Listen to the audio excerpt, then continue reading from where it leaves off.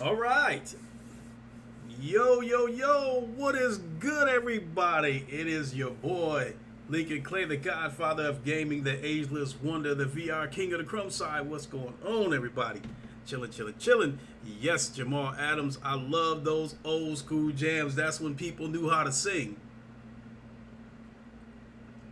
These singers, these so-called singers today sound like twinkle booties with stuffy noses. This stuff today just don't fly with me.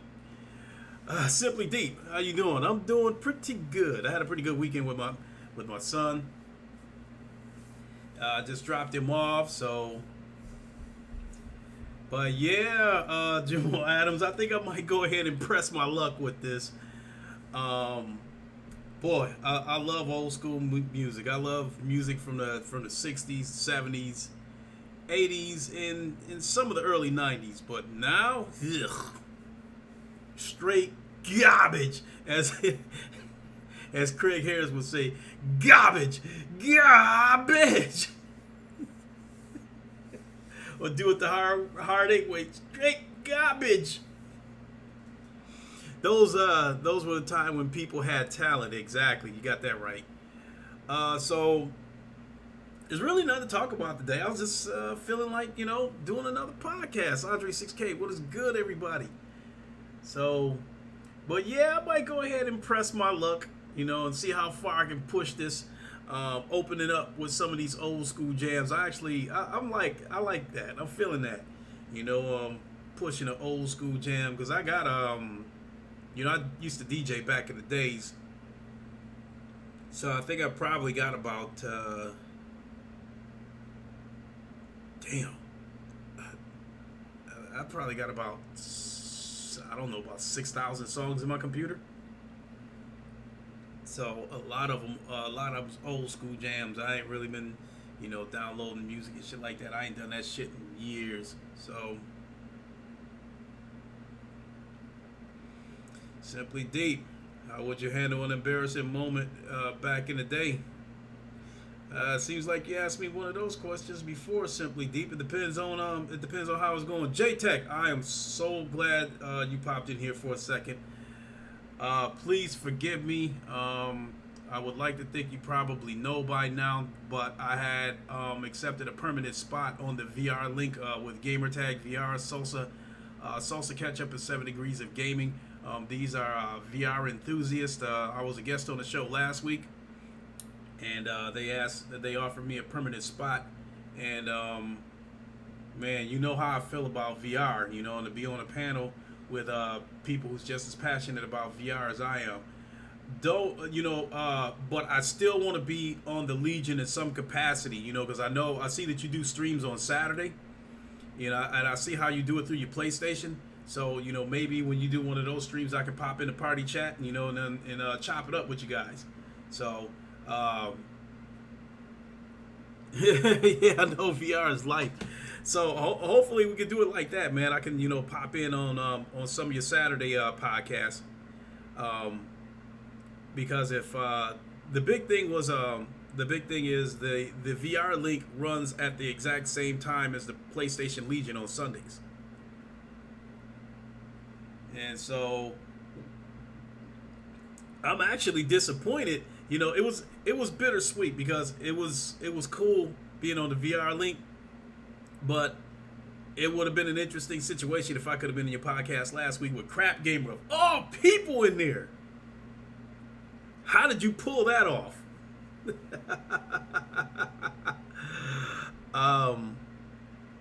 But Simply Deep,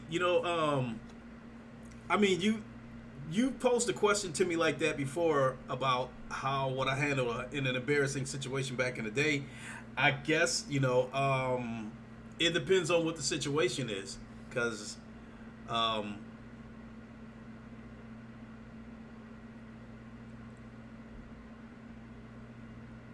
oh, you said you just asked and he said yes. I'll still. Oh, you said Jamal Adams, keep them old school jams coming. You know it, man. I'm definitely gonna be pushing some of them old school jams. I even thought about on some of these podcasts, pump some of these old school jams in the background while I'm live right now, but turn it down real low. No, go ahead, Simply Deep, ask your question. I can't promise that I'll get the answer that you're looking for. It depends on what it is, because I guess I have to find out what you mean by an embarrassing situation back in the day, and it probably depends on what phase you caught me during my life. Because there was some phases where, while I was very mean and didn't handle things so nicely. In some cases, I handled situations by way of violence. Now I'm very conservative now, and no matter, I can tell you this about the way I am right now. No matter what the situation is, I want to handle it quietly, without any noise. So, like, if you were to use a woman for an example, and she was to start acting up in public, I wouldn't say anything, because I don't want a scene out in the middle of the street. So that's a situation that I would deal with when I get home. I just let her run her mouth, and then take care of it when we get home. So I'm a person that likes to keep things quiet, and I'm very conservative. So I'm a person that the way I am right now, I absolutely wouldn't do something unless I had to. Let me see an example. Somebody walks in on a couple in a compromising situation somewhere. Again, that's a situation that depends on what phase of my life I was in. If you're talking about, simply put, if you're talking about a couple having sex, if you would have caught me in my young wild days and I would have walked in on a couple having sex, if the chick was looking good, I would have been like, let me get next. But if it would have been if the chick would have been so ugly, her face would have stopped the clock, I would have turned around and walked right back out the door. So a situation like that wouldn't be embarrassing to me. It might be embarrassing to the couple. So if that's what you're referring to, who hasn't seen something like that before? Who hasn't walked in on a situation like that before? Funny, yes, but embarrassing for me, no. You mean vice versa? If somebody were to walk in on me?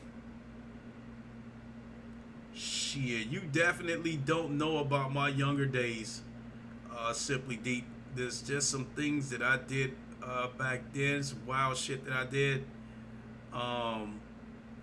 Sex inside of movie theaters, on top of rooftops, on the side of the highway. I did all kinds of crazy shit back in my days. So somebody walking in on me, I wouldn't have gave a shit. So, but to talk about random shit, let me see what we got here.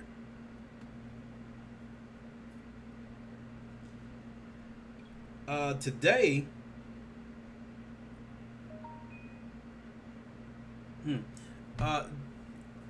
I told my son, my son was unaware of the ninja situation.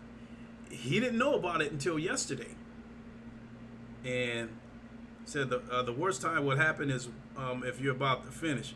Hey, that ain't the worst time, because I'm still gonna finish. I don't. Hey. Because that's one of them situations when you cock the hammer, you gotta fire. You can't uncock a gun. You gotta fire it. So, so I explained to my son about this ninja situation, and I gotta say that it looks to me like it's already paid dividends.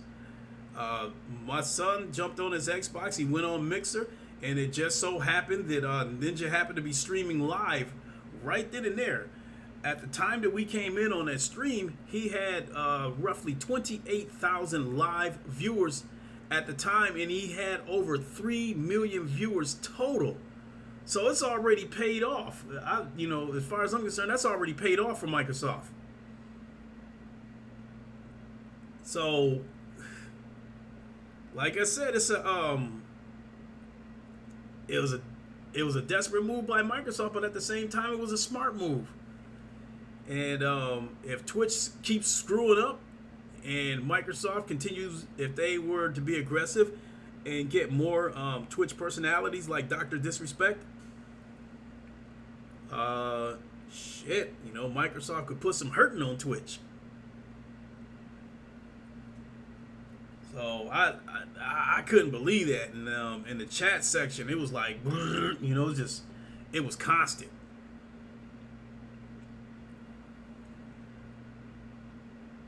So interesting. So I guess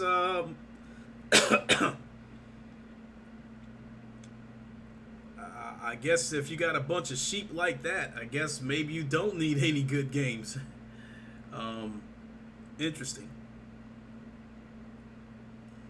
The other topic, this is, I'm just talking off the top of my head. Um,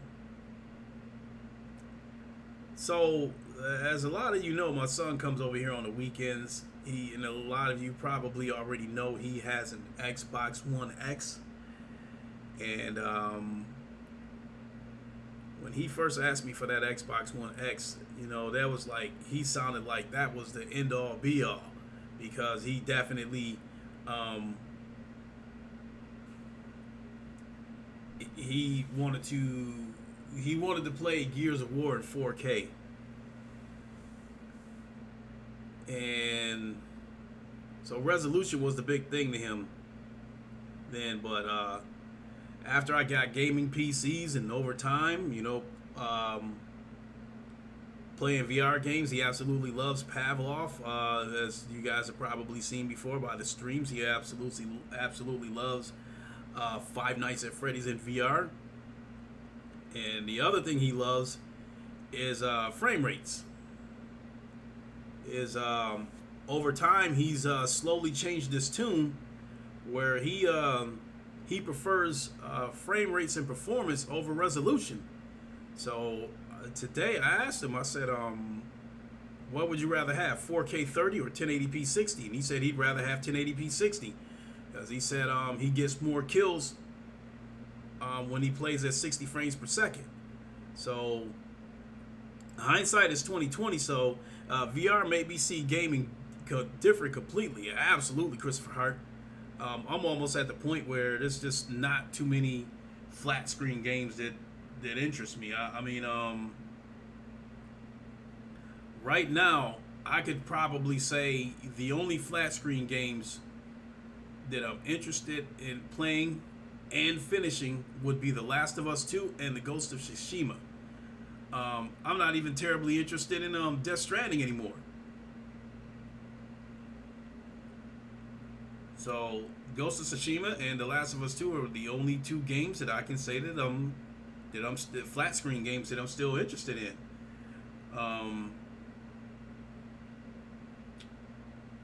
Uncompetitive. Is it worth buying Blood and Truth? I think the graphics are pretty good. I think it's a pretty good story. I would probably say the biggest thing I'd have to warn you about Blood and Truth is that it's an on-rail game. You move forward. You don't go backwards. So if you go past a certain point and you're like, oh shit, I gotta go back, there ain't no going back. Now, I would say if you can catch Blood and Truth on sale, definitely pick it up. I would recommend the game. It's just when I see VR games cost $40, you know, that's a game by game situation where sometimes you get a game and it's worth, you know, the game is worth well more than $40, and then you have those games where they are not worth $40. You said there's a new Game Plus mode, isn't there? Yes, there is, and I think I guess there's a challenge mode in there too. I haven't revisited Blood and Truth since these updates came out, and I've said this before, that it isn't a case that whether or not that I'm through with the game. It's just that with VR, there's just so many different experiences that I've tried, and there's so many more that I want to try. And you become passionate about VR like I am, you're going to want to try something different every day. I mean, you want to fly a plane today, you want to drive a race car tomorrow, you want to be inside a submarine the day after that. Couple days later, you want to be on a spaceship There's so many different experiences in VR. I mean, even something as simple as a game where you're just sitting at a table eating food in VR would catch my attention. Um, Uncompetitive, you said you just bought Ace Combat 7, which I think is a good pickup. I think the HOTAS flight sticks makes it more immersive. Because I mean, there was three missions that I on Ace Combat 7, and I've only finished one of those missions. But I tell you, I love taking off from that carrier in VR. You hear that loud jet engine, building up thrust, and then when that thing hits it, you hear all that noise, and then as soon as it leaves that carrier, all you hear is just like, and then you look out that window and you just like see shit getting smaller. It's like being on a real plane. So I never get tired of that on Ace Combat 7. I absolutely love that. I will go back and take a look at that, especially because one of the reasons why I haven't been on my PlayStation VR that much is because I've been wearing glasses, dealing with the blurry vision, but my vision is getting better every day. As of right now, my vision is well enough that I don't need to wear glasses when playing in VR. If I don't want to, it still helps to wear them, but I don't have to wear them. So, and see, the Oculus Rift S has more room for glasses. There's still a little bit of room inside the PlayStation VR, but you have to be very careful putting that headset on and be very careful taking the headset off. But now that I can see well enough that I don't have to wear glasses, I will get back to playing games on the PlayStation VR, and Ace Combat 7 is one of the games that I plan to go back and play again. I mean, I still love Firewall, but I've already done about 900 of those streams. So when I get back to the PlayStation VR, I need to start doing some streams that I haven't really done too many of or haven't done before.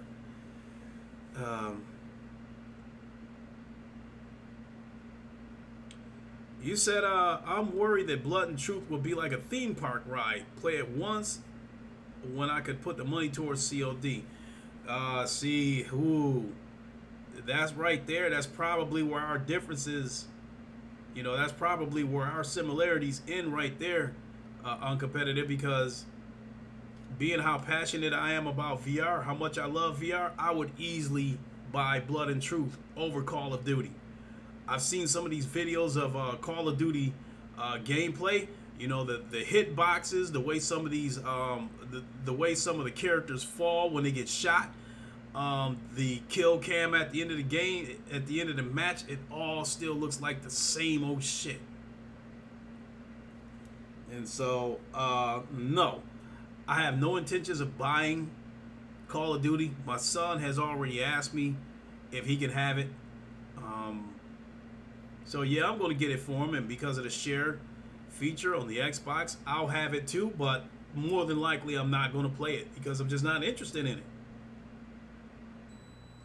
I mean, I would much rather play a first-person shooter in VR than to play it flat screen.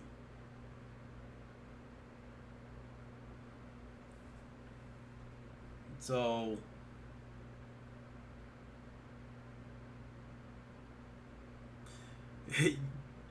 you said characters fall forward when getting shot in the face in Call of Duty, which is odd. I don't have a problem with that in particular. It's just it looks like the same shit. Somebody gets shot and they just tip right over and fall.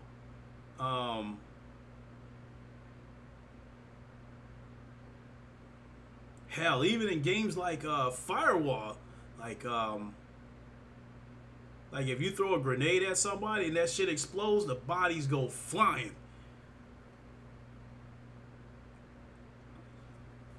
They said literally, if you want to feel like you're in the middle of an action movie, Blood and Truth is the way to go. Without a doubt. Blood and Truth does feel like an action movie, and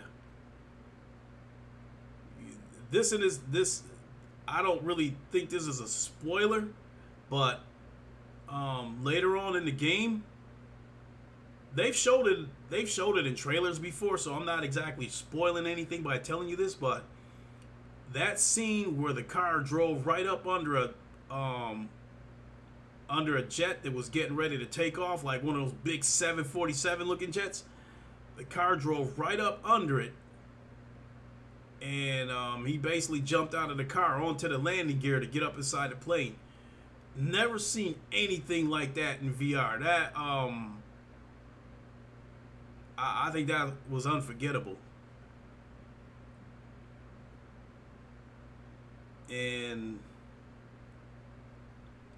Blood and Truth's always going to be a classic to me. That's definitely going to be one of those games where even 3-4 years from now, when we have bigger and better experiences in VR, that's still going to be one of those games that I'll still always save and come back to it at any given moment.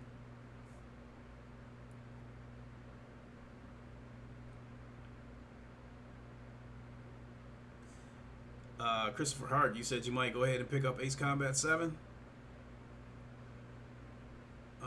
So, I'll be glad when we get more DLC. That would probably motivate me to play some more Ace Combat 7, is to get some more VR missions.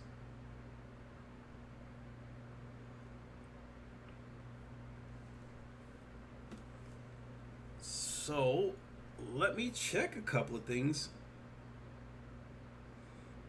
Oh, I didn't really get a chance to finish where I was going with this. With talking to my son about PC versus console right now, and so I asked my son.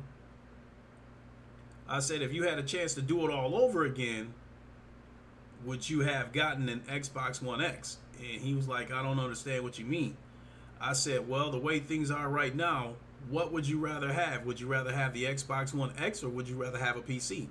And he said he'd rather have a PC because he wants the higher frame rates and he wants the wider field of view. The wider field of view on the PC allows him to see more and see his enemies from further and wider, further away and wider. So,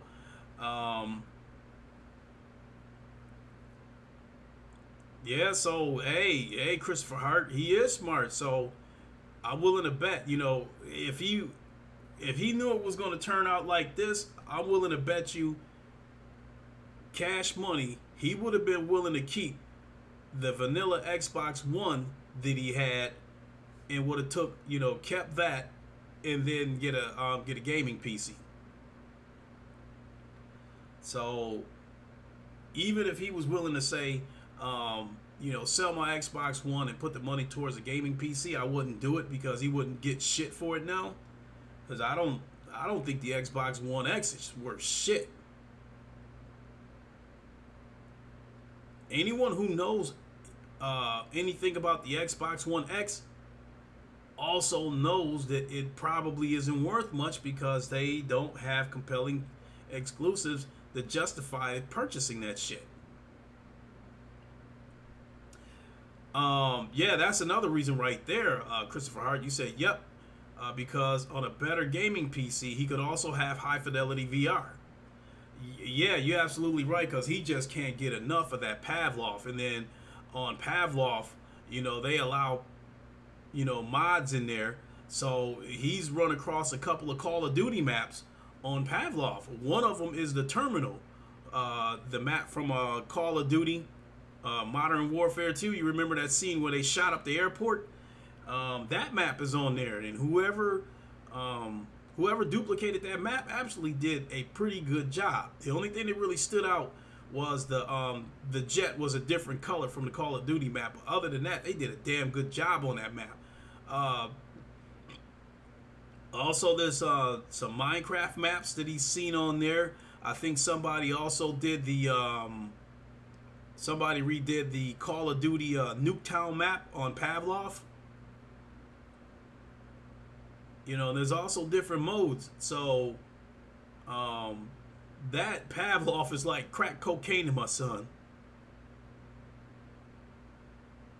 Uncompetitive, I just bought Blood and Truth. Watching your live stream is expensive. Hey, uncompetitive. I was talking about this in my last stream. Just on headsets, PCs, and consoles, I probably spent close to $4,000. So let me break it down again for you. We've got my PlayStation Pro. I paid $400 for that. I've got my Alienware computer. At the time that I bought it, it was originally $2,000, but long story short, I got it on sale for $1,600. But if you still combine what I paid for the Alienware PC and the PlayStation Pro, we're up to $2,000 right there, and I haven't even gotten to the headsets yet. So now, if we go to the headsets, I paid $500 for the launch edition PSVR that had the Move controllers, the Day 1 edition. I paid $500 for that, and then when I bought the second PlayStation VR headset with the HDR pass-through, I paid $200 for that because I, caught it on clearance at Target. Excuse me. So we're talking $700 for those two headsets. Now we're up to $2,700. Now we move on to the PC headsets that I bought. So I bought the Oculus CV1 at the time that I bought it, because it was about to be discontinued to make way for the Oculus Rift S. I bought it for $350, and then I bought a third sensor for $60, so we'll call it $400 for the CV1. Now we're up to $3,100. Then I bought the Oculus Rift S for another $400. Now we're up to $3,800. And then I bought my son's Oculus Quest.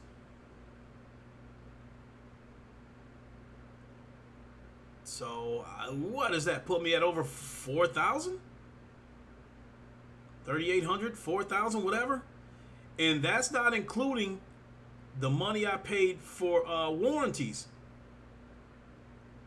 Because I put a warranty on my Alienware PC. I put a warranty on my Oculus Rift S. I put a warranty on my son's Oculus Quest. I put a warranty on the Oculus Rift CV1. So, and I think the warranty on my Alienware, I think that warranty was like $270. So when you count all the warranties, I think I spent close to $500 in warranties. So shit, we pushing about $4,500 that I spent for VR. So you want to talk about expensive, uncompetitive, and then not to mention how many games that I bought, because I got a ton of games on both PC and PlayStation VR. I've got a pretty huge backlog. A lot of those games I know I'm not going to get to them. Some of those games I bought them just because they, was part of the flash sale. But I'm always glad to hear that you picked up a VR game. So I would take Blood and Truth over Call of Duty every day of the week.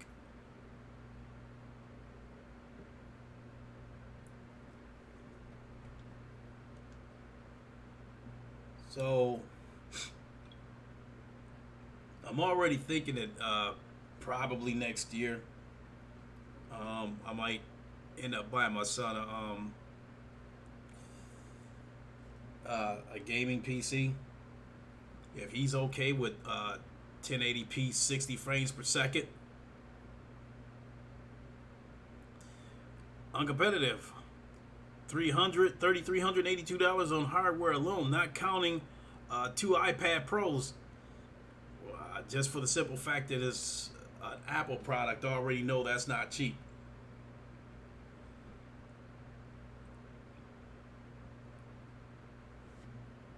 So, wonder what's going on with Royal Flush Gaming. You know, normally this is his time slot. I mean, I didn't have anything in particular to talk about. I just decided to go live. You know, just because I had that itch to go ahead and go live. I wanted to throw an old school jam on there to start off with, because I'm definitely feeling that. Starting these podcasts off with some old school music. But normally this is Royal Flush. This is normally his time slot. And if he would have been on, I probably would have waited until tomorrow to have this podcast. You said you thought there might be a round table on a Sunday night. It's a rarity.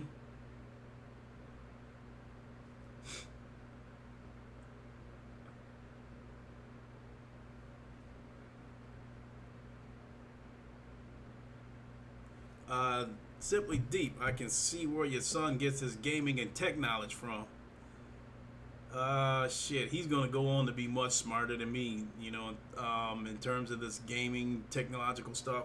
He's definitely gonna go on to be much smarter than me. As far as that goes, I feel like I only know enough to survive. I only know enough to do what I need to do.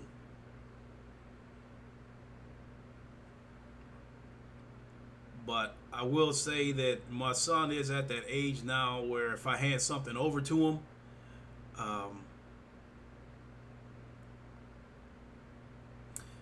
let me see here. C Slim Production, you said your Alienware PC. Did it come with just the desktop, or it came with monitors, keyboard, and stuff? It did come with a keyboard, and but it was a cheap ass looking keyboard. Both the mouse and the keyboard was some cheap looking shit. So I went and bought a lighted keyboard for it, and I went and bought a lighted mouse for it. So I got the cute lights whenever I turn it on. As far as monitors goes, no, I already had my mind made up that being that this was a gaming PC, I already knew I was gonna hook it up to my TV. You know, my TV is 60 hertz. So the most I'm going to get out of it is 60 frames per second by connecting the PC to the TV. But I'm good with that. You know, most of the games that I benchmark on there, I'm getting native. You know, I'm getting 4K 60 out of it, and that's good enough for me.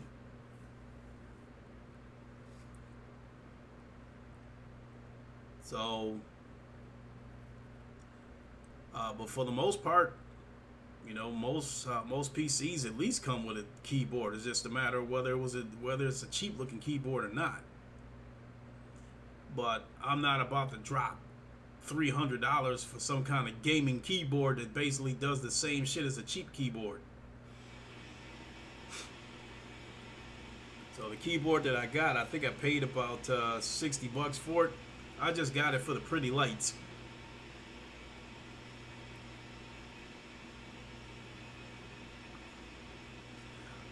No, I don't connect my PS4 to the Alienware, but I do. My son has the Xbox Duke controller. He does connect that to the PC. And since I play mostly VR games on the PC, the only game that I have that would require me to use a controller, use a console controller, is Elite Dangerous. All the other games I can use the Rift Touch controllers. So I've never attempted to try to plug my PS4 controller into my PC. You know, again, Elite Dangerous is the only game I have where I need a controller. The way the game is set up, it won't allow me to use the touch controllers. If I could use the touch controllers, I would.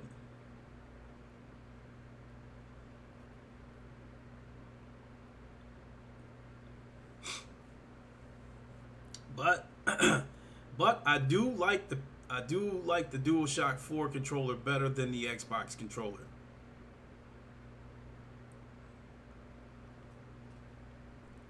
So I was thinking about getting one. Best Buy have a desktop for $1,600. I will tell you, don't get it CyberPower or whatever you get, because I already been through two of those. They already broke. And I got the receipts to prove it in terms of podcasts. For a minute, I was kind of the laughing stock of YouTube because it's like I get a computer, it lasts for 2 weeks. I took it back. I got the exact same computer because I thought maybe it was an isolated incident and it was just that particular computer.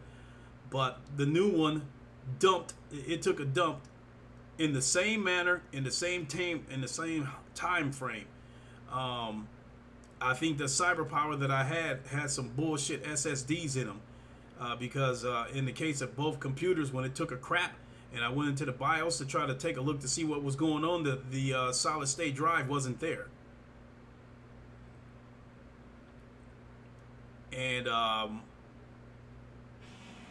the solid state drive was the C drive, and I think the SATA drive was the D drive.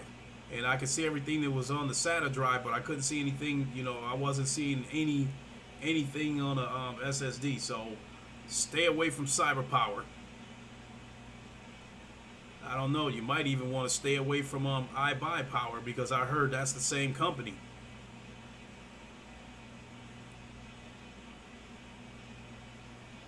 So I will say that it did perform good. It had a I think as far as the processor goes, I think it had a AMD Ryzen 2700X, some shit like that.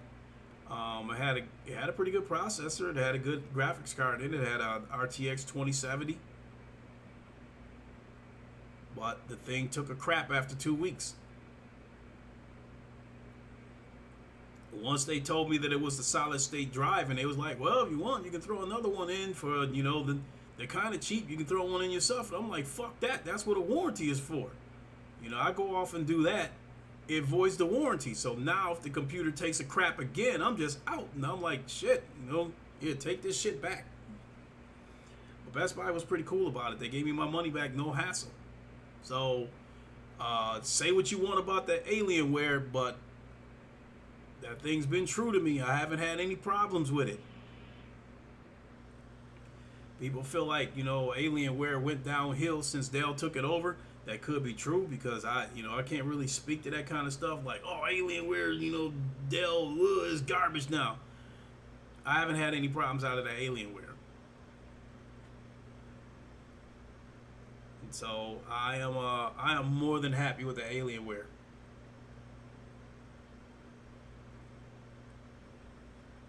So not once did it act like it was about to kick the bucket on me. It's been dependable, like a tough ass Buick. It fire up every time.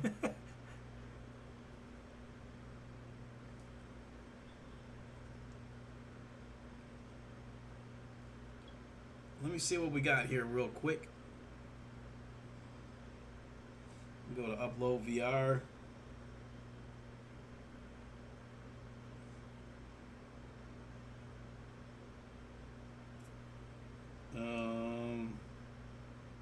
Pretty much the same shit that I saw that was on there yesterday. Pretty much the big news was that we got a release date for No Man's Sky. We did talk about that a little bit on the VR link today, and I was like, one of the questions that I think it was 7 Degrees that was asking that question. He was concerned about the network because there's probably going to be a flood of VR gamers on there once that patch goes live, because this is free. This isn't a situation like Bethesda where they're double dipping, where they release, one copy of Skyrim for $60 and then come back years later and introduce a VR version of the same game for $60. So you pay for the game twice. This isn't going to be the case with No Man's Sky. The VR update is free, and even though the game got off to a bad start, people are saying a lot of good things about the game now. They're saying it's got a lot of content and everything you can do in the game flat screen, you'll be able to do it in VR. So,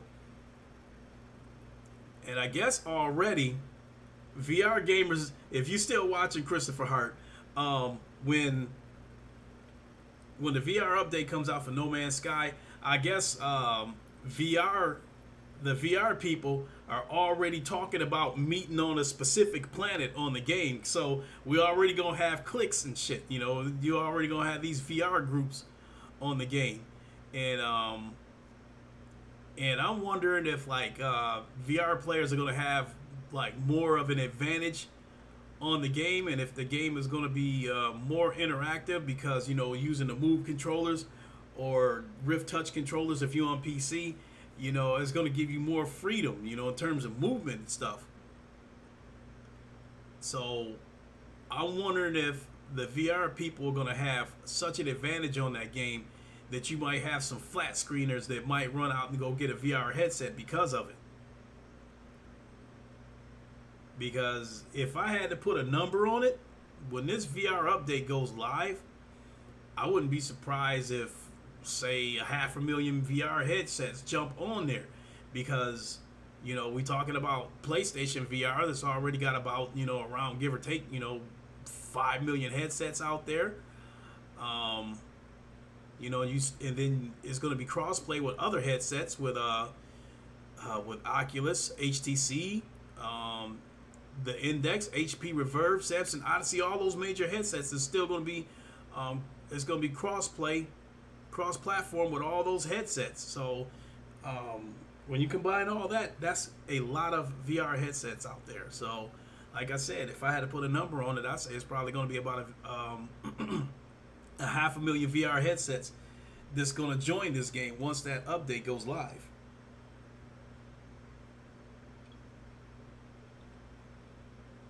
And so I'm already said I'm wondering if the VR people are gonna click up, get together, and I'm wondering if God,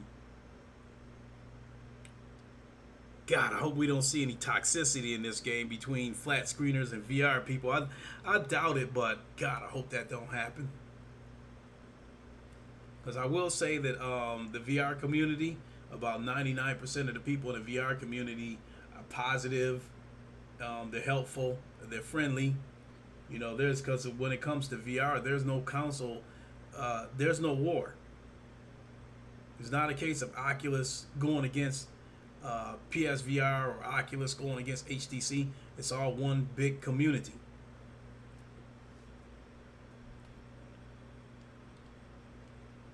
What we got here? Okay, I see you, C Slim. I see you follow me. Cool, appreciate it. Twitter, I don't use all that much. I use it mainly to just send out notifications whenever I go live, and whenever I check out stuff like N4G, Upload VR, Road VR. If I see an article that catches my eye, then I'll copy the link and paste it on Twitter. But I'm not terribly interactive on Twitter, but it's it's still a way to keep up with some of the things that I'm doing though.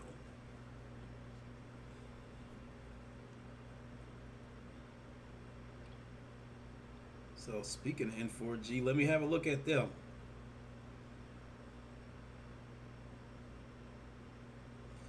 N4G. You notice that speaking of that unity that we have in the VR community, when I do a lot of my podcasts, especially when I'm talking about VR, you're not gonna see me go on very many rants anymore.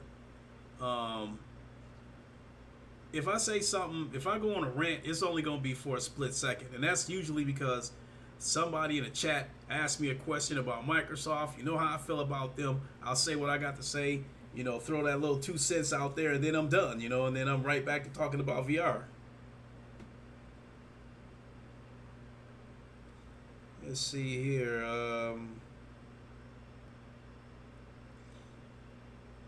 Angry fan smashes PS4, slams Sony Zelda clone, Genshin Impact, whatever that is. Oh well. God of War 4 director slams microtransactions. Simply Deep. Am I using StreamYards? No. Um, Boy, that's an interesting one because that StreamYards, that shit looks generic, you know. Because I understand you gotta pay to upload an image on your profile. Now I'm not about to pay for that shit.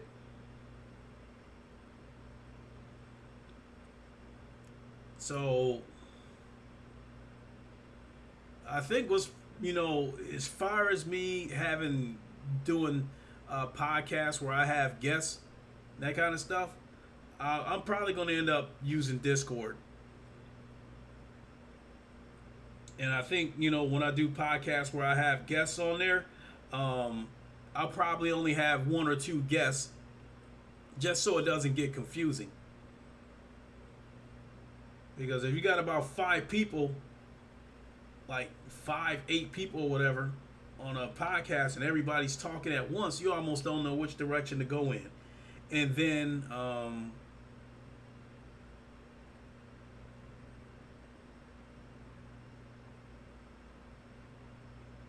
said you tweeted me an image of it. What's my opinion? Hold on, let me have a look.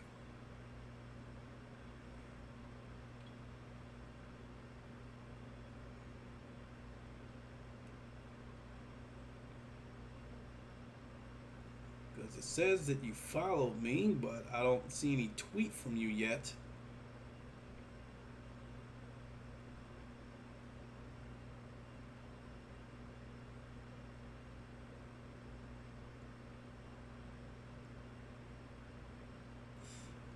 Okay. Oh,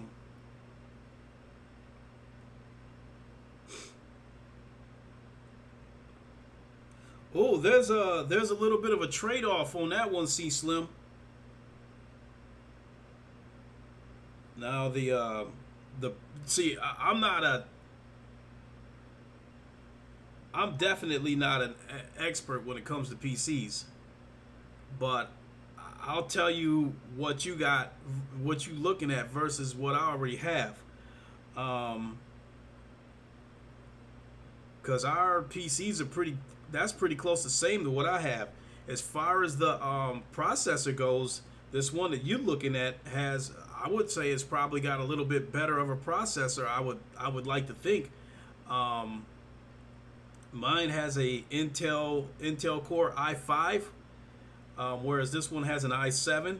Now the one you're looking at, the graphics card, is an RTX 2060, whereas I have an RTX 2070 in mine. And the solid state drive and the hard drive, you know, it's the same. You know, I think I got 256 gigs solid state drive and a 1 terabyte hard drive. So right there. So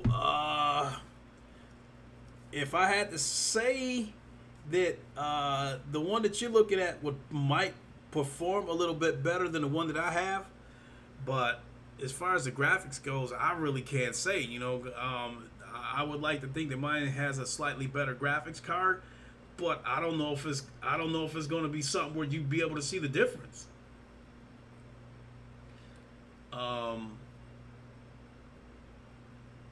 You know, as far as frame rate goes, you know, it's definitely going to be able to do 60 frames per second. Even with a 2060 graphics card in there, I still like to think that you'll probably get 4K 60 out of it. Fact of the matter is, I don't even know what my computer can do because this is hooked up on my TV, which is only 60 hertz. So I really don't know what TV could do. But um,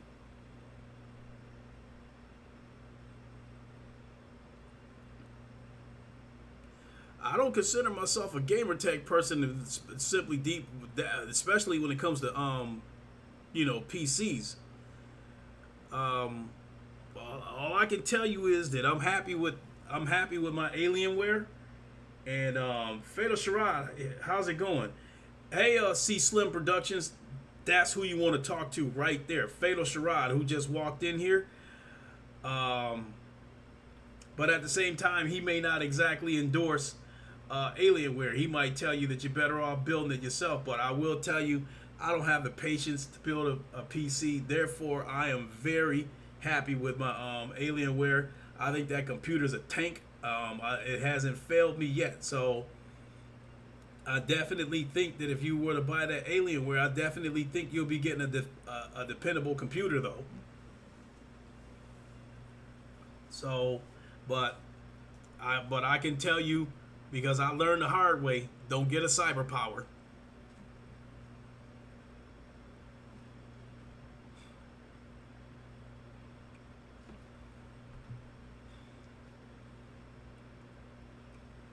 You see here,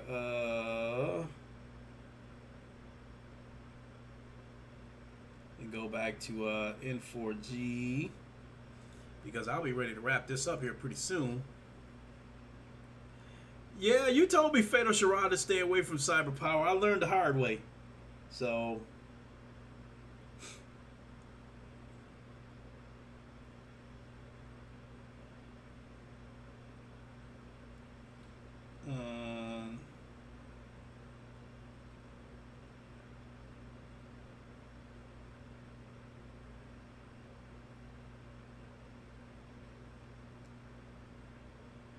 what the fuck kind of headline is this? Concrete Genie reminds us of the fact that Sony needs to bring back creative games to PlayStation.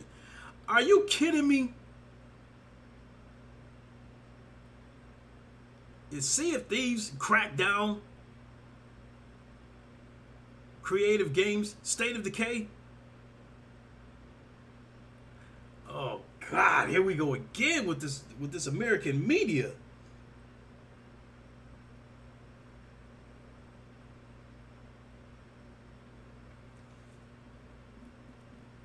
Sony's games lack so much creativity that you got Xbox crying to this anti-consumer that they should make the shit third party so everybody can enjoy.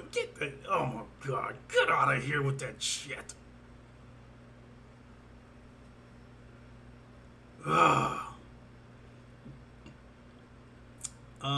Let's see here. How much do I think PS5 gonna cost because of the China and the US shit that Trump trying to start up? I think it's gonna have a base price of somewhere between $550 and $600.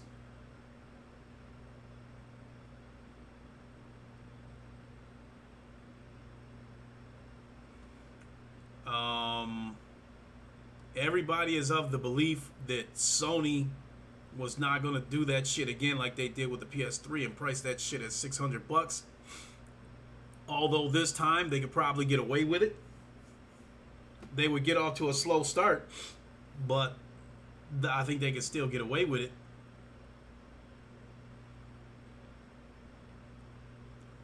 And as far as games goes, Sony has definitely built gamers' trust with the games that they have now.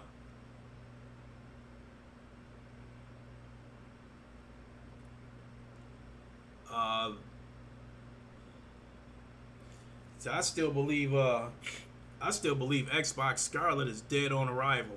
I don't see why anybody would buy that. Somebody gonna pay $500-$600 for that console so they can play Bleeding Edge, Ori and the Will of the Wisp?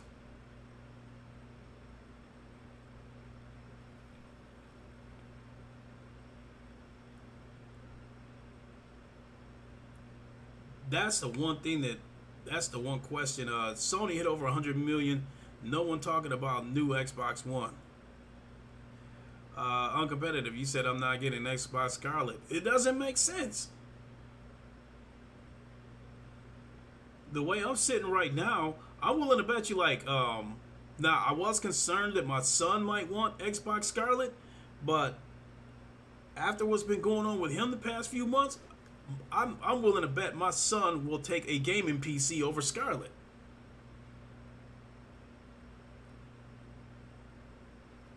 He knows that on Xbox Scarlet, the only thing that he would be interested in playing would be Gears.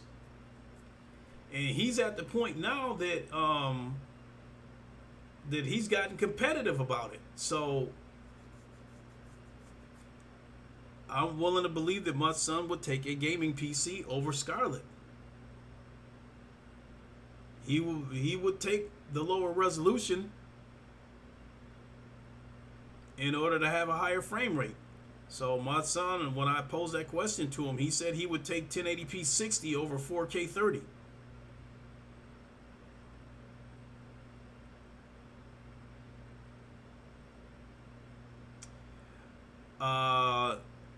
He's uncompetitive. He said, I'm convinced that Microsoft aren't making Scarlet and have announced it just to stop Xbox from leaving the platform for a couple of more years.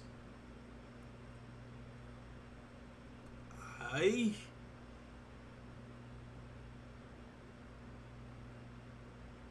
could believe that, but if they did that and didn't make Scarlet, that would probably be the biggest lie that Microsoft has told to date. That would be an even bigger lie than the 4K 60 uncompromised that they said about Xbox One X. This would be the biggest lie in the history of Microsoft.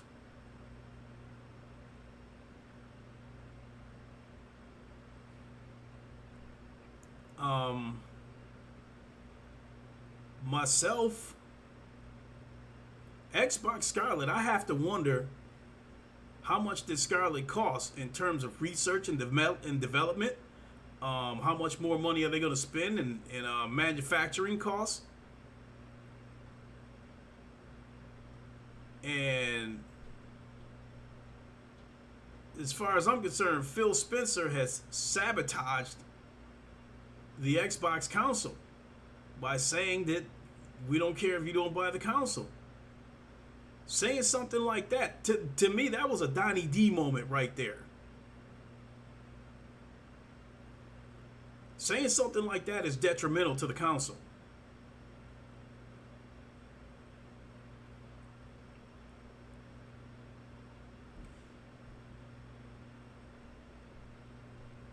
He said, then Gears 5 coming. It's advertising, no nothing, it comes out in September. Yeah. I don't think, you know something, I will say the little bit that they showed, Microsoft tried to be slick with Gears 5. I think they tried to copy Kojima. Cause Kojima got everybody head fucked up on Death Stranding, because everybody is just racking their brains trying to figure out what this game is about. And I think what happened was, first at E3, they showed that little clip of somebody being covered with a blanket. Somebody close to Kate was killed, so now she's got to go on this damn journey to try to fix whatever happened. They showed that.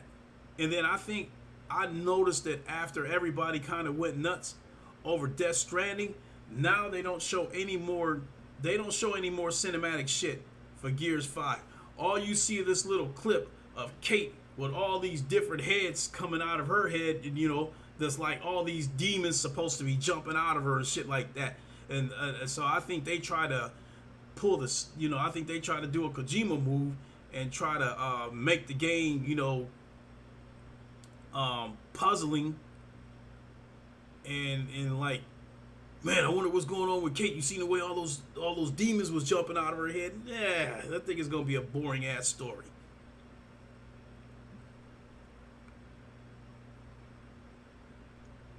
So yes, Christopher Hart, Xbox One is a one and done console. Uncompetitive. They have to manufacture a lot of Scarlets to negotiate a low price for its components. And I doubt they will risk building up a lot of inventory that they might not sell. I believe you're 100% right, uncompetitive. I said that before in the past, that I believe that because Microsoft knows that Scarlet will not sell, because you have a combination of two things: customer loyalty towards the PlayStation brand, because they've got a reputation for coming out with compelling games, so there's going to be more people gravitating towards the PS5, and you got Phil Spencer sabotaging the console by saying we don't care if you buy it or not. With that being said, you cannot expect Scarlet to have a good launch. With that being said, I expect Microsoft to only manufacture Scarlet on an as-needed basis. So, Christopher Hart, you said everybody in the Xbox community has been damaged controlling and complaining about Kojima and Death Stranding. Why? They're probably complaining because they can't have the game. Saying Kojima isn't God, but they seem to think Phil Spencer is God. You know who Phil Spencer is? Phil Spencer is Donald Trump.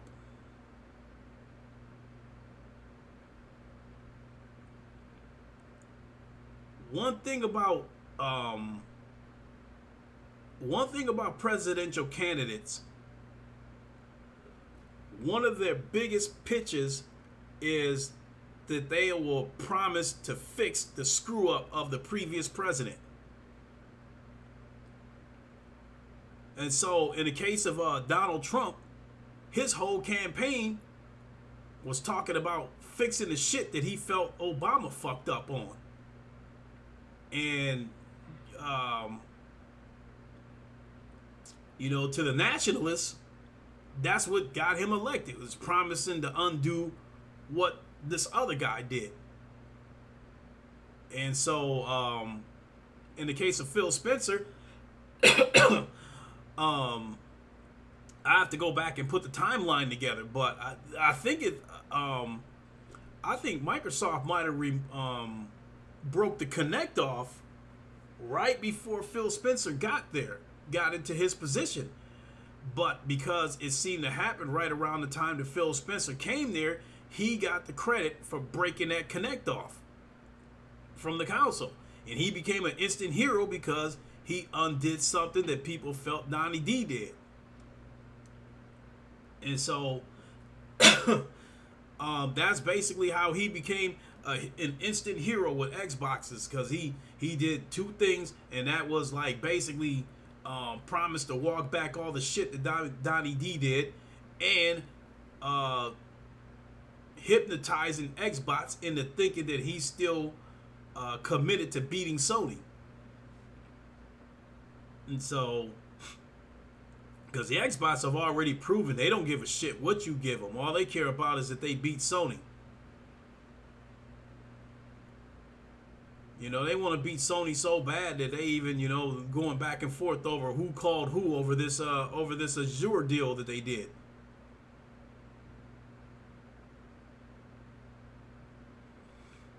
And uncompetitive, you said, you're right. Phil Spencer has effectively been saying that he doesn't care if you buy Scarlet or not. It's about play anywhere. I get sick of hearing that shit too with Phil Spencer. Like, well, we want you to play your games.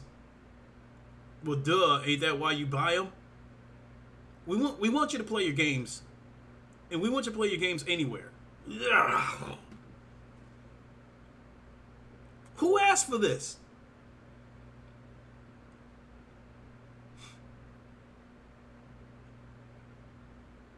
There is no game out there so compelling to me that I'm going to play it on my 65-inch TV, and then when I walk out of my apartment to go somewhere, then I want to pick up where I left off and play this game on my 6-inch phone.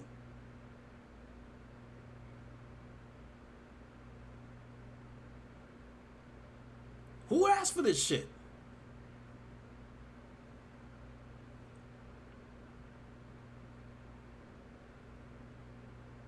xCloud isn't going to fail because they keep on throwing out that $1 shit. I mean, what I meant to say is Game Pass isn't going to fail because they keep throwing out this $1 shit. xCloud, I don't know. xCloud might bomb, especially with, rumors surfacing about that the shit don't work.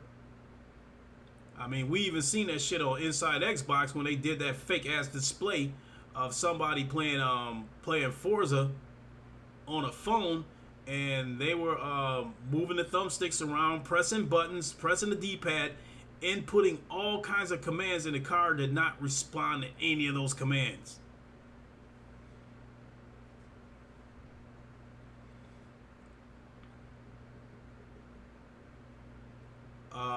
Christopher Hart, you said Sony doesn't want to make moves like Microsoft.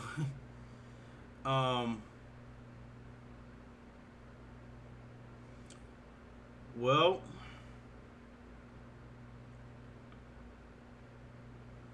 here's the thing about the moves that Microsoft's making, Christopher Hart. They are basically creating an entire structure aimed at preteens and teenagers. Game Pass is not aimed at broke people. Game Pass is aimed at teenagers. Bleeding Edge is aimed at teenagers.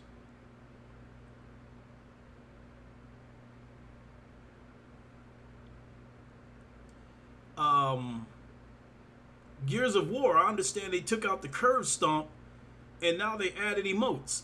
That is aimed at teenagers. I said it before. Just about everybody, okay, like everybody in this chat, for instance, you are all adults. Probably working. Therefore, you are in control of your money. If there is something out there that does not appeal to you, you will not buy it. And it will be kind of hard to convince you otherwise. But,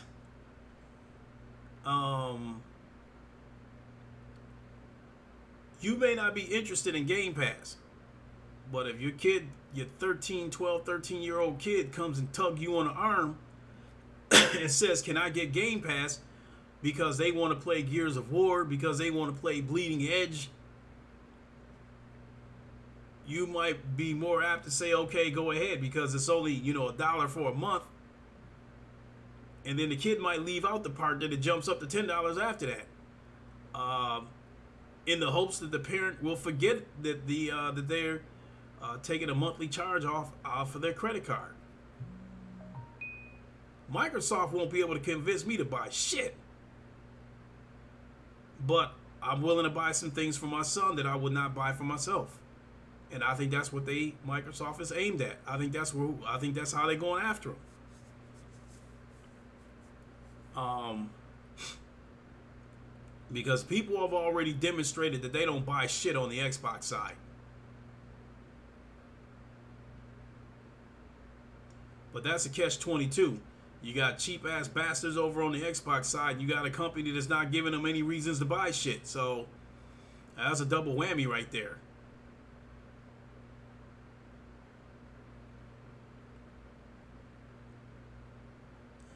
You said I got 3 years of Xbox Game Pass Ultimate for free. You know that Microsoft did a cash grab with that Gears 5 beta. Because you either had to pre-order the game or subscribe to Game Pass in order to have access to that. So Microsoft probably made a cool $40 million off of that weekend. How many people jumped up and got Game Pass for $1 just so they can play that shit for the weekend? They might feel like they got over on Microsoft by only paying for $1 of Game Pass for 1 month in order to access that Gears 5 beta, but Microsoft got them. And that Xbox Game Pass was the talk of the weekend. You didn't spend $1 uncompetitive, but I did. And how many other people did spend $1?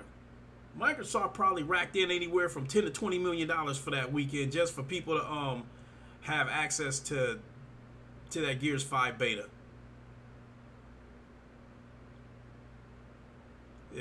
And Craig, the tech guy, afraid not. Afraid this is a Mass Effect. You said you got Game Pass for free when I bought a Navi graphics card. Yeah, I mean that's an exception to the rule, Fatal Sharad. But how many people are running out buying graphics cards?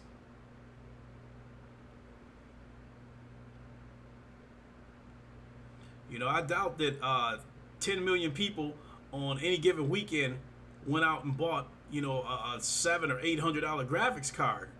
But it's probably much easier to convince 10 or 20 million dollar people to convince 10 or 20 million people to drop $1 to have access to the latest edition of Microsoft's flagship game.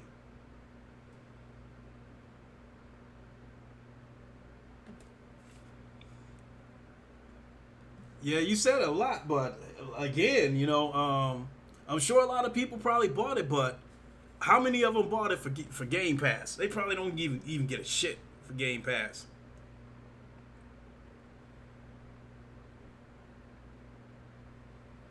I mean, I got shit too.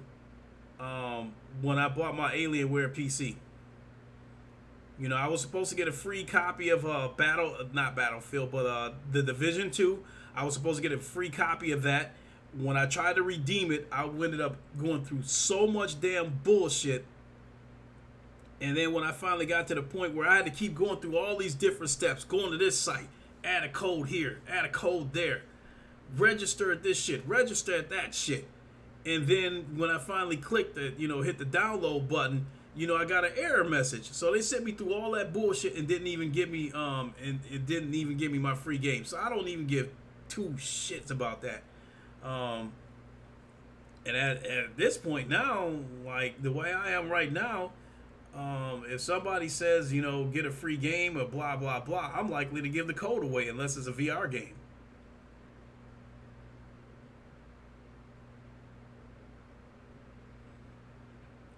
See Slim, you said GameStop is giving away Xbox One.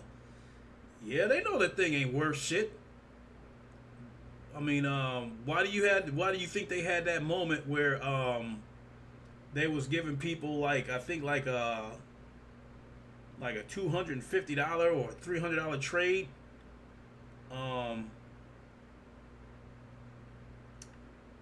Yeah, I think they were giving people either $250 or $300 trade for the PlayStation Pros if they bought an Xbox One X.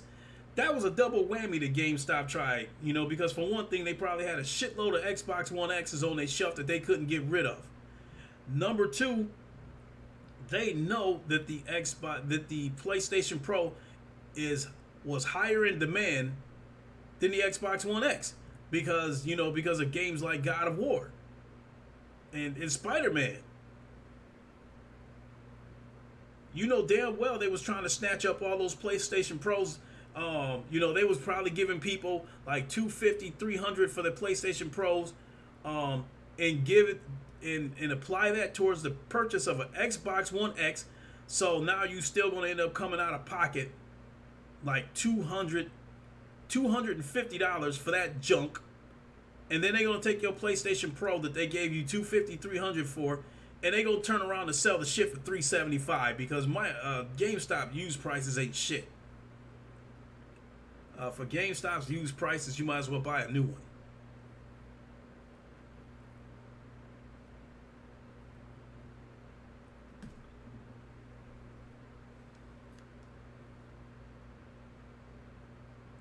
So what we got here?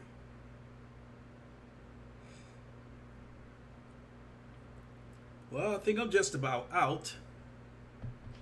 So I'm gonna have to boogie on out of here for a second so I can getting ready for tomorrow. I've been on here much longer than I planned on. I only planned on being on here about a half hour, 45 minutes, because I wouldn't be surprised if once again this podcast gets hit with a copyright strike or a copyright claim because of the music that I opened up with. But I guess I'm pressing my luck on that, trying to see how far I can take it before I finally get that email from Google.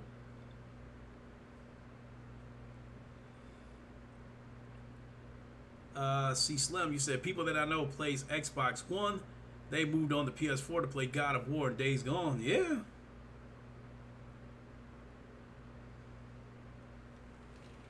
I felt like Crackdown 3 was a game that shouldn't have even come out. I think the only reason why they did that was because by then, Microsoft,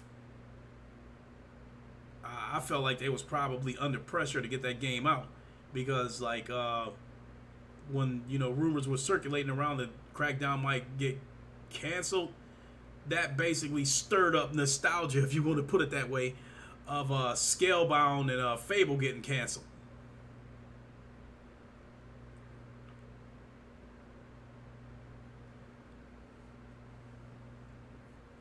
So, but Crackdown 3 was a joke. I didn't play it. And to use the words of Minister Jap, because they always gonna throw that shit at you about, did you play it? Like Minister Jap said, I don't have to get shot to know that shit hurts. So,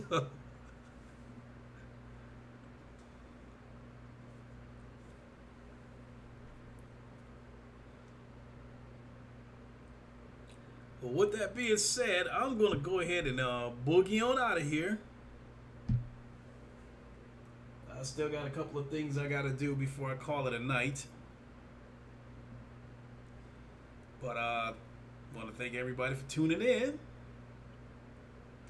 Like, comment, share, all that good stuff, and I don't know. Hopefully, there'll be something worth talking about here in the next couple of days.